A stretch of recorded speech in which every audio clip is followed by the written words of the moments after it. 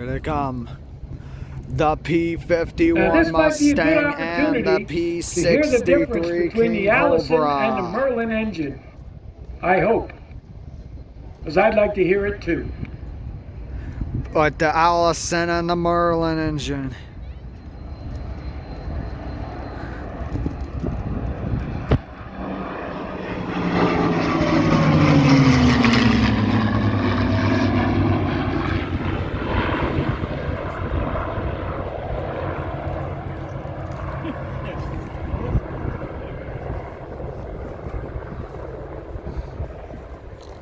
They just sound so good together, not to mention the fact that they look really good together as well.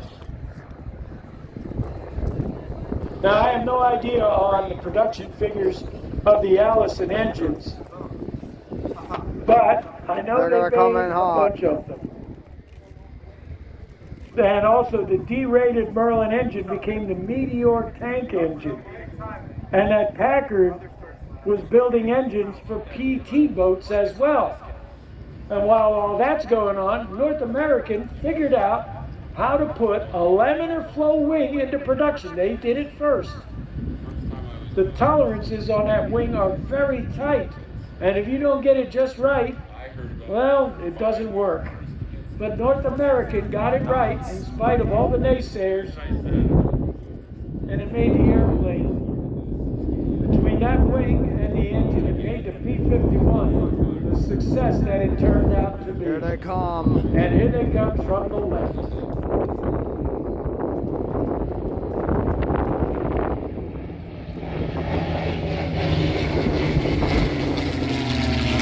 Nice shot at this.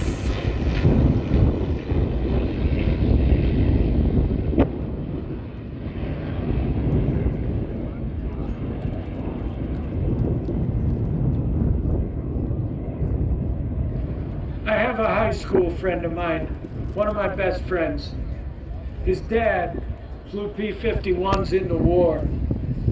He said that when they were firing up all of these airplanes, all the bombers and the fighters, he said England literally shook from all of the engine sounds.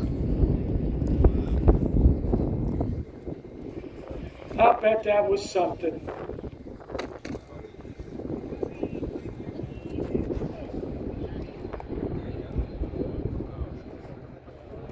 The planes you hear that may be a Cessna citation. Let's listen one more time to the sound of those beautiful inline engines.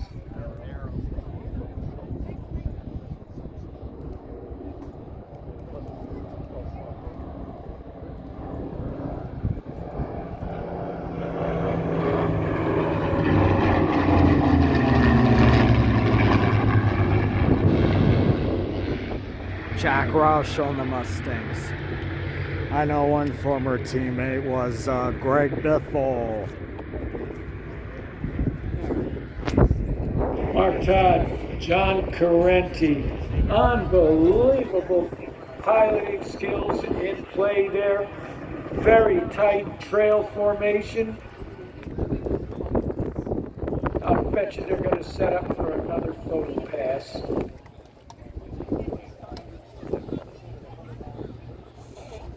All right, everybody, they're going to come directly over us. They're going to set up for their break to landing. Keep an eye on these two guys. As you can see, they are very good pilots.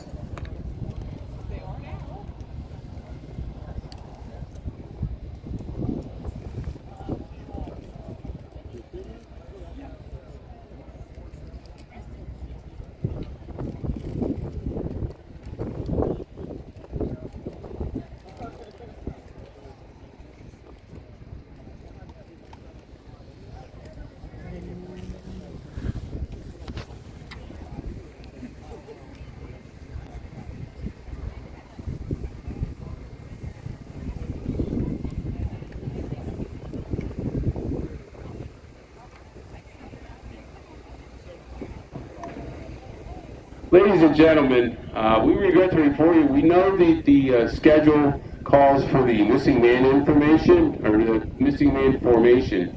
been a long day, I'm sorry. But I promised I was going to try to get through this.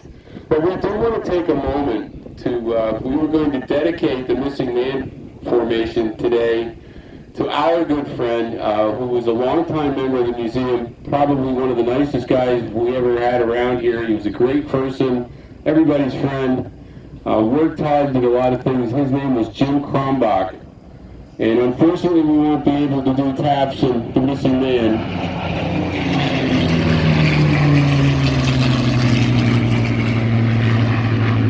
But I'll take a fighter break for that any day, and I'm sure Jim would have appreciated it.